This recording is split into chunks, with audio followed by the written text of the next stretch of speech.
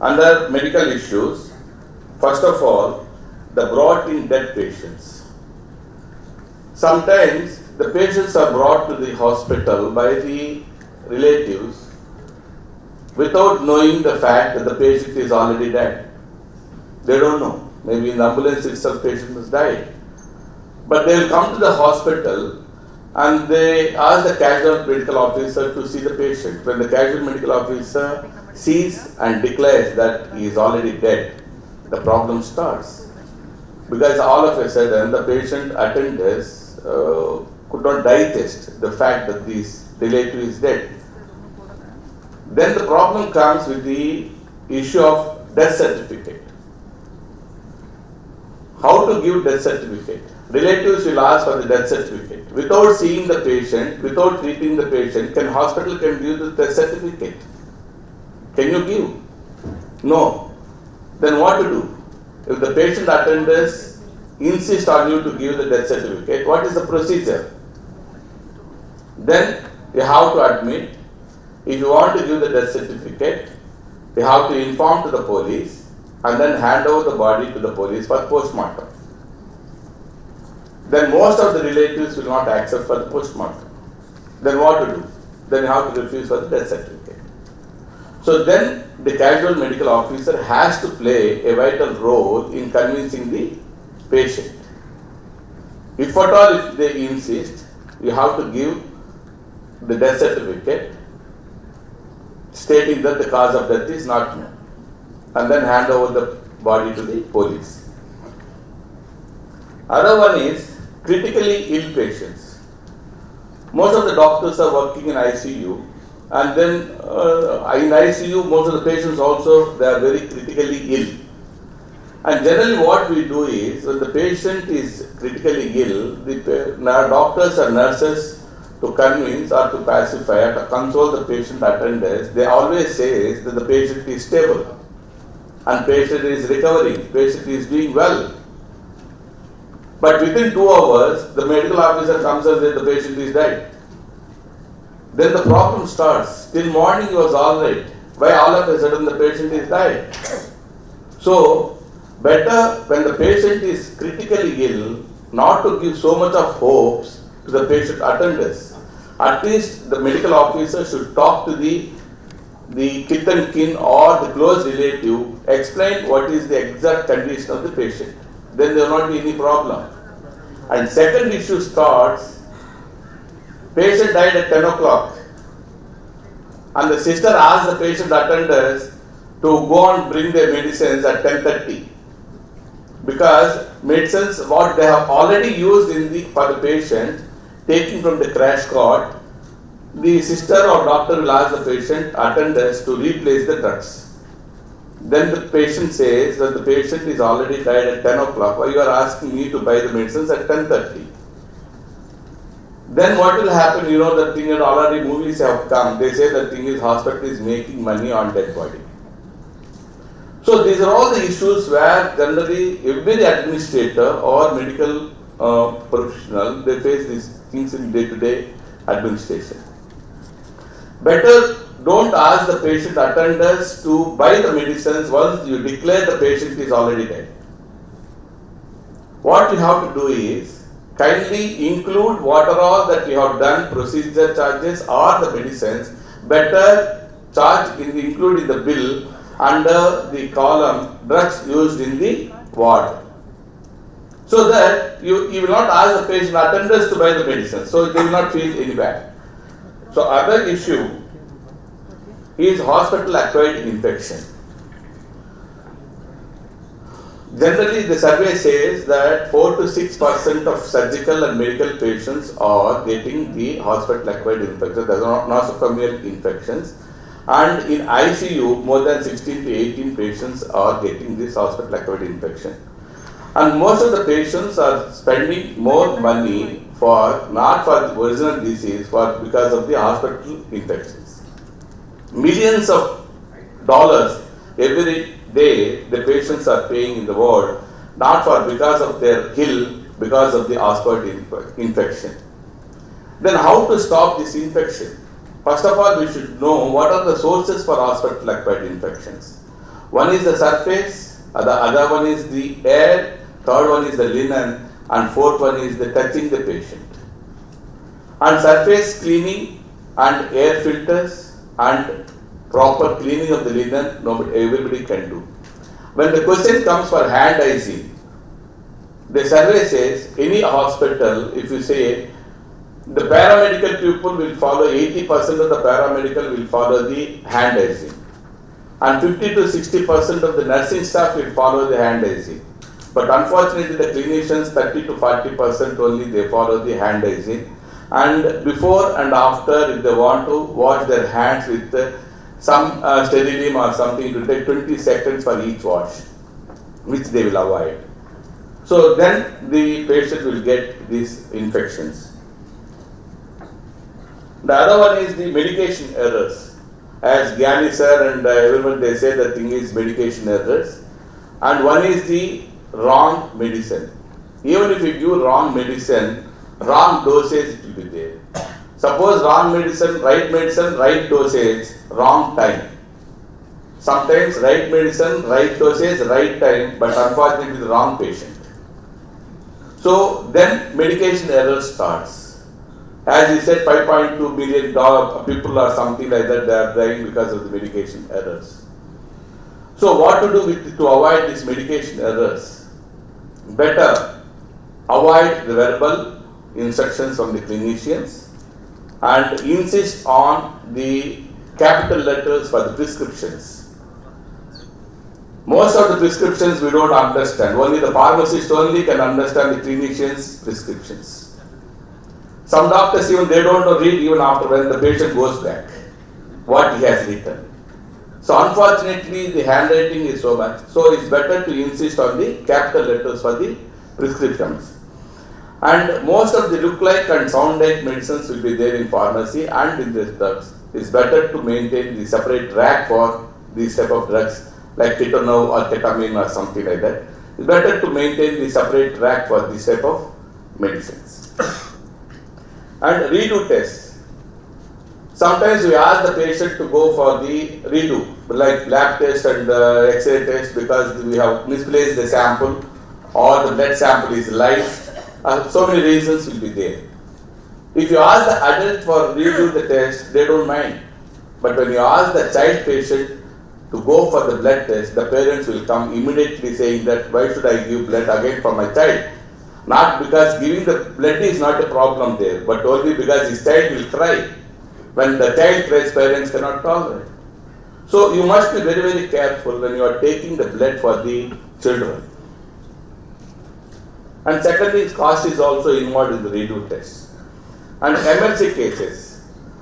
So most of the people they mistake that MLC case means only the accident case or poison case or something like that. But MLC cases, even if the cause of death is unknown, not known, even the patient is there, the thing it will become MLC. And even within 24 hours from the time of death, if the patient dies from the time of admission, if we don't know the cause of death, it also becomes MLC. And the problem here, MLC, is the patient attendants, they don't want to send the body for the post-mortem report. So then the medical officer has to convince the patient attendants to hand over the body to the police. And other one is the administrative, this thing, a refusal for admissions. Sometimes the patient is not willing for the admission, maybe because of the financial constraints or because he does not want to continue the treatment, whatever it is. Sometimes what will happen, some dengue season or something like that, and our hospital beds are full with the patients, fever patients, where you cannot admit the patients and where you do not have ventilators to accommodate the ventilator patients, you have to refuse the patient. Then the problem comes, why?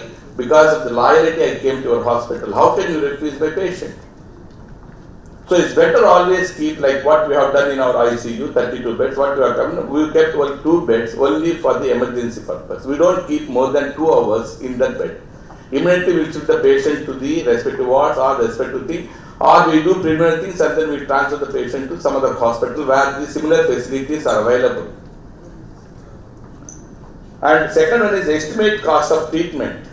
As per NABH standard, there is a standard that the thing is you should inform to the patient before what will be the cost of treatment. And most of the time we give the cost of treatment, but there is definitely when the final bill comes, it will be 3 times or 4 times more than the cost of the treatment. So then the problem comes that the patient comes and says the thing and all, you have told only 40,000 rupees, why that you have given bill for 60,000 rupees. So these are all the day-to-day administrative problems where you have to do. What you should do is, whenever there is an increase in the final bill or whenever you are doing the special cases, better inform to the patients and then take the signature saying that you have informed them what will be the additional cost for the patient treatment. Another one is lack of communication. I don't want to talk anything about the communication here because everybody has got the thing, but in hospital, what with the lack of communication is, one is the what we call language problem, that nursing staff, how she explains to the patients or how she explains to the doctor. And second one is the arrogancy. Most of the time we get the complaints from the patients that your staff is very arrogant in explaining or in communicating the things. And third one is the ignoring. Even they ignore the communication. They don't tell the other staff or the handing over staff or something like what is to be done or what medicines she has given, all these things. So handing over and taking over, the communication, if there is lapse, then definitely it will reflect on the patient care. And absconding from the rooms. I think most of the hospitals will have experienced the thing and all. They will see the, especially it will happen on the psychic patients, these patients. And then they will say the thing, and the sister will be seeing, he will say the thing, I will go for tea, he will run away from the hospital. And then what to do with these absconding patients is very, very sensitive issue. What is to be done for these absconding patients? First of all, what you should do is, you should write down in your case sheet that the patient is absconded, make a note of it, record it. And second thing is, the first thing what you should do is inform or call to the number what they have given in at the time of admission, home, wait address, but just you have to inform them whether the patient has come home or not. If still he has not reached home, the third one is you have to inform to the police stating that so and so patient has left without information or without any proper discharge. Why I am telling all these things is suddenly all of a sudden, if suppose he is going on road and the way and then he met with an accident, then the problem comes with the administrator saying that how you have allowed the patient to go out of the hospital when he is under treatment. So all these things we have to be careful in this thing. And huge bill amount and delay in billing. See, the problem comes with the huge bills. When the bill starts, crossing 1 lakh, then what will happen, first thing, he will start with small complaint. Till that time he is alright. He will say that thing is, hospital is good, the treatment is good, doctors are good, staff is very nice, very accommodative, something. When the bill crosses 1 lakh, he will say, sir, yesterday they have not come for linen change. That is the only thing. And again they say AC was not working or something like that. Suppose bill crosses 2.5 lakhs, then the big problems comes. And 4 lakhs, then they will start fighting with the management saying that all these problems you are facing, what is this nonsense, services are not good. When the service was good till 1 lakh, why the services are not good after 2 lakhs? So all these things what will happen, that's the thing, you must be very, very careful when you are handling the patient with the bills. You should have a mechanism where you should inform to the patient every day regarding their bills, and then one person should monitor whether they are paying the bills or not. So regularly. So don't allow the patients to have the huge outstandings to the hospital. Even 10 lakhs if they are paying every day, they don't mind. Even if you keep 50,000 rupees outstanding due amount, then problem starts. And insurance patients. Unfortunately, insurance patients, what they think is if they come with a card, they are permitted to take whatever the treatment they want. Unfortunate thing, because the insurance people will tell them the thing is if you take this card, you can get any amount of treatment or whatever it is in the hospital. But unfortunately, when they come to get the pre-approved itself, it will take 1 or 2 days. And then if he is eligible for 2 lakhs for treatment, Unfortunately, insurance will sanction only 50,000 rupees. Again, you have to send for the enhancement. All these things, what will happen, the no patient will say the thing is, I have got a card. Why should I pay to the hospital? You do whatever you want. I don't want to pay. So better, whenever there is a limit is exceeds, when the cashless payment is exceeds, better what you do is treat him as a cash patient. Treat him as a cash patient, tell him that every day you send the bills, you collect money from him. Once you get the approval, refund the money. Otherwise what will happen? At the last minute, at the time of discharge, if you tell the patient saying that the insurance claim came only for 50,000 rupees against 3 lakhs bill, then you will say 2.5 lakhs from where I can get. So that is also one of the problems that we face. And staff attrition rate. So unfortunately what happens in the healthcare industry, the nurses and doctors attrition is very much. And then over a period of time, all our hospitals are becoming like a training hospitals. We give training to the nurses by spending money. We send them for the training purpose, or after 1 year they leave the hospital. They join in some other place with our certificates. So this attrition rate is more in hospital. That's also one of the problem. For that, HR manager should be alert in doing the manpower planning.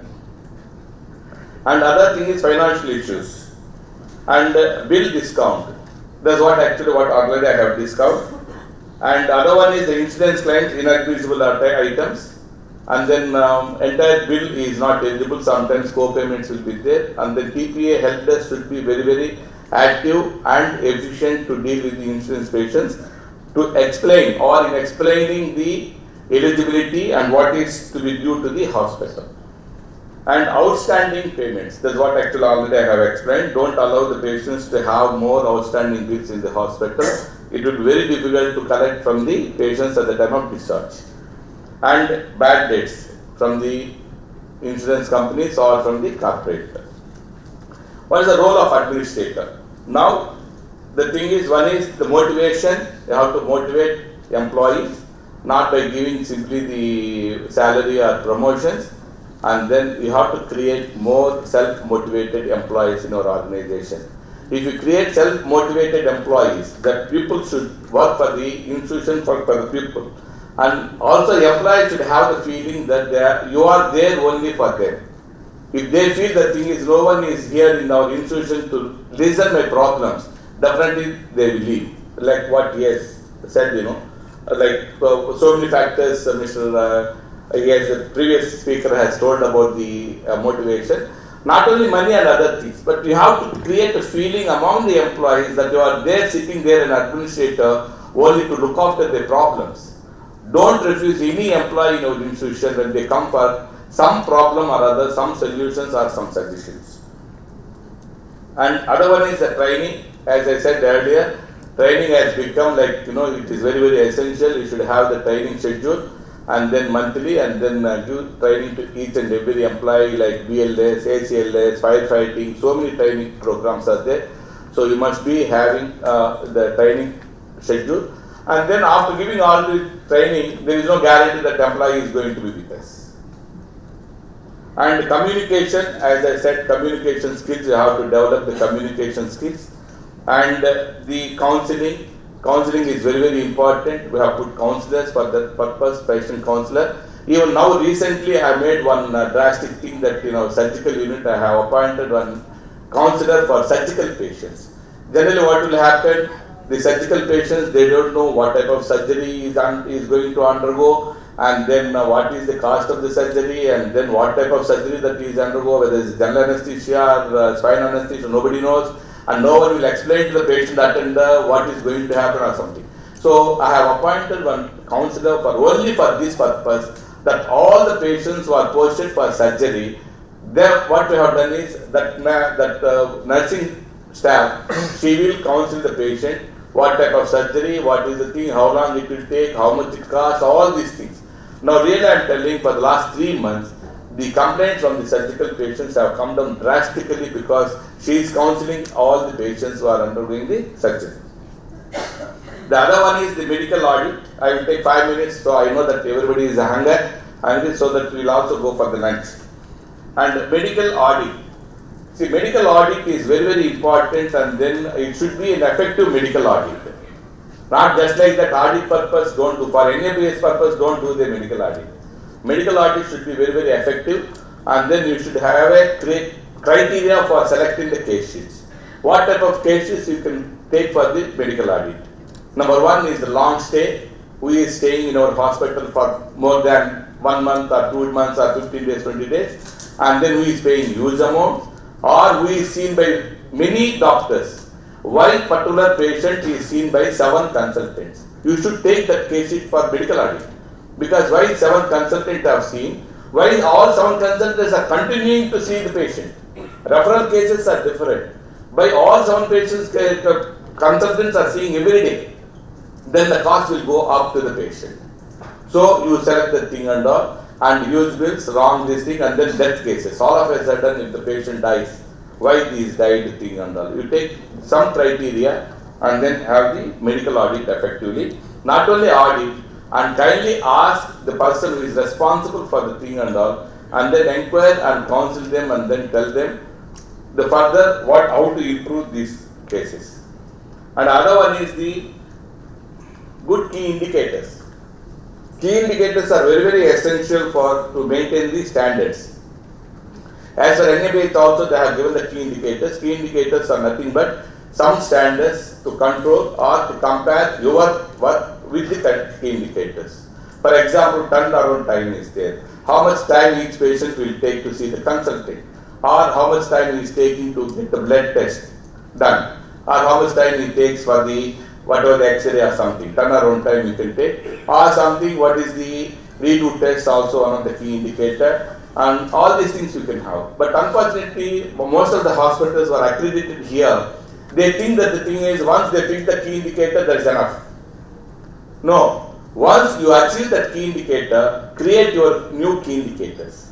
You keep on add the indicators to your indicators, new indicators to the, so that if you achieve 3 key indicators, you introduce 4th key indicator. As per your experience, as per your this thing under day to day, so that you can keep on improving your efficiency. Like Kaizen, if you see Japan, every day they say the thing is Kaizen. Kaizen is a continuous improvement. I have improved yesterday, today I have not done anything. No, it should be continuous. The improvement should be continuous. And second one is to create effective committees. Like you was also talking about the committees. And 2 things I wanted to tell in a lighter way. The committee should not be like, somewhere I have read one definition for committee, where one man cannot take any decision. He will refer the case subject to the group of people, where all the group of people, they discuss on the subject and they decide that they could not do anything. That should not be a committee. Committee should be very, very effective. And most of the committees, what we do is, we waste hours to make minutes. Only thing is, we make minutes. What is the committee minutes? We spend 3.5 hours to make one draft, one pair of the minutes. So let us not have that type of committees. Committees should be very, very effective. And decision making. Decision making is very, very important for the administrators. Suppose you cannot say the thing is tomorrow I will come and solve the problem. And I have seen some of that means they switch off the phones after 5 o'clock.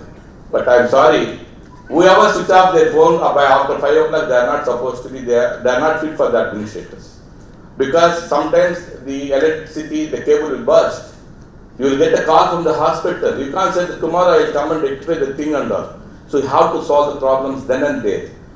So whoever attends my phone, if you call, I am sorry to say, 24 hours it will be on. Night 2 o'clock I will take within second ring. If I am not taking third ring, that means something happened to my phone or I am not available next to the phone. 24 hours, 365 days, 33 years I am doing the same job for the last 33 years. I have not switched off my phone even one day. Because it is very, very emergency. You may get whatever, so many problems you will get as an administrator. And create a system. If you create a system will take care of the people. Whatever the policies you make, if you have not created the system, then monitoring will be very, very difficult. If you create a system, the flows goes through the systems. So what will happen? Whoever comes in that position, he will take care of the system. Otherwise, what will happen? You have to tell each and everyone who comes this thing. Again, you have to tell them. You have to train them. No, you create a beautiful systems where there will not be anything, where we can give the quality and safe services to the patients. The system will take care of the organization. And because so many administrators are, only 2 slides I can complete. And because many administrators are here, unfortunately the administrator's job is a thankless job. It's like a cold. So we suffer a lot, but no one will inquire you, are you suffering with cold? But you know how much suffering we are. And similarly, what will happen if you get down from the bus? No one will thank the driver. They will thank the conductor who is comfortably sitting and collecting money. But all these things, the driver has this thing and he has saved our life. No one will go to the driver and say the thing is, thank you driver, you have done a good job. And unfortunately what happens, if you ask the X-ray technician, how many X-rays you have taken, he will say 30 X-rays I have taken. I have done 40 lab tests and then I have seen 20 patients. I have registered 40 patients. Unfortunately, if you ask the administrator what you have done from morning to evening, he cannot say anything. You tell me what you do as an administrator. You can't tell your top management, I have attended 10 patient complaints, I have gone round, I have nothing, you can't do like that. You cannot compromise your work as an administrator. And easy for the top management to remove the administrators than the ward boy. If you remove the ward boy, there is a union, people will come and ask, so many things will happen. If you remove the administrator, nobody will come and ask why you have removed the administrator. They feel very happy that one color question. See, why I am telling, the administrator post is a very, very difficult post where no one will support, but without him the organization will not run. See, the funny thing is, that's the thing, is a thankless job. You must, but whoever sees, whether you get recognition or not, as long as you are paid, as long as you are in the chair, you must do justice to your consciousness. You do the work and then the recognition will come automatically. Don't do for the recognition. Do the work, recognition will come automatically. And the last slide, the thing and all, the administrators, what is the thing? How the administrators in the hospital in the crisis management. You know, crisis management, definitely so many things will be there. All of a sudden the inpatient beds will come down, or the financial problems will be there, or more attrition rate, patients will this thing and all, or some competition, so much problems will be there. And in this crisis management, the administrative role is very, very vital. So have to be with the management, top management in what we call solving the crisis management. You see, I'll tell you one small anecdote and then I will finish my talk. Like me, one administrator, CEO, while leaving his office of CEO, retiring, he has had the next successor came. He asked the previous, the leaving CEO, sir, give me some tips to run the hospital or tips to run the organization. Then CEO said, okay, no problem, I will give you 3 letters, numbering 1, 2, 3. Whenever you get a problem, you remove first letter, number 1. Then second, and then third. Then okay. After 1 month, what happens? The CEO successor got some problem, and then immediately remember what previous CEO has done. So he has taken the first letter, and he read like this. It was written like this: better you blame the previous CEO. Oh, he did the same thing. Yes. Sir, the previous CEO did like this, sir. I don't know anything about these things, sir. I am sorry. Top management said, yes, really. He might have done something. Excused. You go. After 3 months, again he got some other problem. Then what to do? Anyway, some covers are there, you know. He has taken the second cover. Then he has read the thing. It was written like this: better you blame the systems. Then he went and top management says, the system was not good, the system was not developed properly, we have to do the reform the system, something like that, and manager has really done a good job, you change the systems. He has survived that also. Then after 6 months, again some problem came. What to do? Anyway, this thing is there, no, because third letter is there. It is more thing. Then he remembered the third letter. Then he opened the third letter. Then there it was written like this. Better you prepare similar 3 letters and hand it over to a successor. You are not fit to be an administrator hereafter. Because every time when you start blaming others, when you play a blame game, you cannot be an administrator. You have to take the challenges. So better, like as a leader, I would like to tell one thing, that you give the credit to your co-staff or the subordinates of the credit of success. You tell your subordinates, you call your colleagues, you tell them the thing is the success is just because of you. You encourage the people. And whenever there is a failure, better you take the responsibility for the failure. And then the people will come and help you for future success. So stop blaming game and then find the solutions for each and every problem or issues facing in day-to-day administration. So thank you very much. Thank you for giving me opportunity.